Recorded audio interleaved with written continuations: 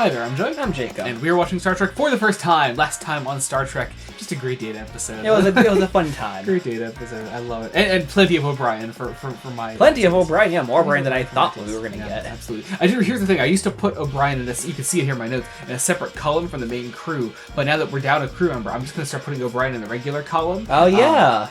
So I don't know. I just think that's important to note. It's not important to note. I just like that. It's important to note for me, specifically. Exactly. Today we're watching an episode called The Wounded. We got a classic The Something. The Something. for TNG, so whatever the fuck The Wounded is, we're going to find out. We're going to get post-episode thoughts in a second. Be sure to join us then. We're about to watch The Wounded. I want to know at what point the writers of this fantastic show looked at Cole Meany and said, you can carry an entire fucking episode. Because let's be real about this. This is his episode. That of course. But Miles O'Brien has been a joke character up to this point. He's been a funny guy that you cut back to when he's up to his little wacky shenanigans. He's the guy in the Sarek episode when you're like, oh wow, what's happening with all the people going nuts on the ship? And it's him in a fucking bar fight. It's crazy scenes like that. Yeah. He gets into fights with people all the time. He has a funny accent. He throws a few punches. Yeah. He gets married when he's the side plot. But here, we said Cole Meany is a great actor. And he can absolutely carry an episode of his own. And yes, absolutely, this is about other characters as well. But my God, Cole fucking Meany.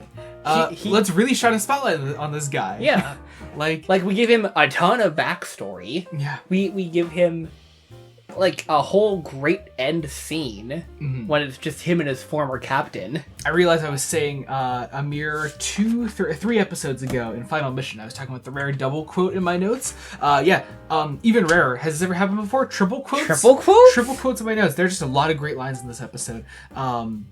First one, I hate what I became because of you. I thought about that line rubbed me the wrong way when I first heard it. It's a great line, but it rubbed me the wrong way when I first heard it. But no, I think with the context of the rest of the episode, O'Brien isn't necessarily saying, oh, you caused my space racism, you know? You caused me to kill. He's saying, no. He's like, I continue to perpetuate the cycle of violence that was started who knows how long ago. Mm-hmm. I don't think I never really think that he's blaming the Cardassians in that moment, which I really enjoy. He's just going, I perpetuated it, and now I've come to realize that, importantly. Well, I think you especially see that because of his great scene with his wife, who is back. His wife, Keiko. I know, right? Keiko, my guess was wrong. Yeah, Keiko is back. So I love those little scenes of them together. They're funny, and they're very heartfelt. Just that great scene where I was like, oh, I don't see why everyone's so upset. You know, the war's over. We're doing just fine. And she's like, it's only over a year. Yeah. That takes a long time to get over. Yeah, those wounds are very fresh on both sides. And I don't love an episode that both sides the argument, because I'll admit, the ending did also kind of rub me the wrong way. It does both sides the problem. It does both sides the problem. Because... And I have to do my due diligence and call it out when it does annoy me, because it did happen. It did annoy me. Because, like, most of this episode is presented as Captain... What was his name? Maxwell. Captain Maxwell is basically gone like crazy, or like he is acting irrationally, only for the episode to go, but he was right. Yeah, right. That is the part that does kind of rub me the wrong way. Otherwise, a fantastic episode. Back to my quotes. They're both from the last scene. The second to last. Second to last scene. I figured, yeah. Because Cole Meany and the wonderful Bob Gunton as Captain Maxwell, who I adore so much. They give this amazing scene where the way Cole Meany delivers "There is no war" just fucking hit me like a truck. Like it is just this incredibly honest, dead look to the camera of saying like, no, there is no war. The fight is over. This episode is about. I don't like to throw around the word PTSD constantly, or the phrase PTSD constantly. But I do think this is a comment on, you know, what this kind of war can do to a person, and how it personally affected him long after this war is over, or not even too long after. Yeah, but even then, he lost his family a long time ago. Yeah, he lost his family sometime during the fight, and importantly, refuses to acknowledge that that is why he is acting the way he is. But it absolutely is. It 100% is. Man, Bob, I love when I get a chance to call it an amazing guest actor, because often I'm praising the wonderful actors that we have in our lead roles. Yeah, that we see who are every episode. Always amazing. But Bob fucking Gunton, the way he delivers, I'm not gonna win this one, am I, Chief? just fucking got me. It fucking got me. You know me. Yeah, I do know you. When it hits me, I got up. I literally started walking. I walked it off. Room. I fucking walked it off, man. I just that just hit me. That hit me so hard. And again, it is just a little bit soured. If I have any criticism to alleviate this, it does do the both sides thing at the end. Yes, the Cardassians were definitely still carrying weapons, but also Cardassians are also not trying to start this war again. Captain Maxwell did murder hundreds of people, so that's an important part of it as well. And so Maxwell is still very clearly in the wrong, but also the episode ends with Picard saying the Cardassians were still just as ready to start this war again. It's the episode.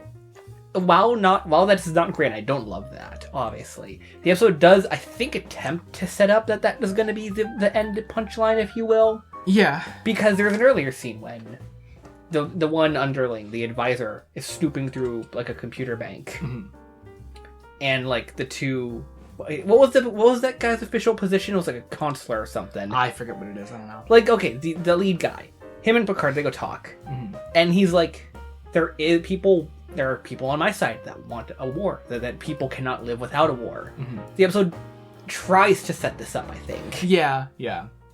Not to the greatest effect, I think. No. Because it is that thing with where because Star Trek is often trying to do the whole, here are a few specific people of this race. You can't represent the entire race of people in one fell swoop. So when we're focusing on these characters in particular, it's harder to paint that larger brush when we can't see those other Cardassians that do feel that way, because clearly the ones on this ship don't. They don't feel that way. Or mostly, because even the guy at the end is kind of like, well, if you didn't think there were weapons on the ship, why did you do this? And Picard's like, wink. Yeah, he's definitely implying that he knew something about this and was probably complicit in it and was okay with it. Almost waiting for Picard to board so he could be like, yeah, take the ship time, maybe. Yeah. So yeah, I don't know. It's an episode I'm conflicted on, but I think I will still think of very fondly. I'm a big fan of. I don't want to say it's just the performances, although the performances are an absolute highlight. And Bob Gunton just blew me the fuck away. So did Cole Meany. Cole Meany deserves all the praise as well. I adore the two of them.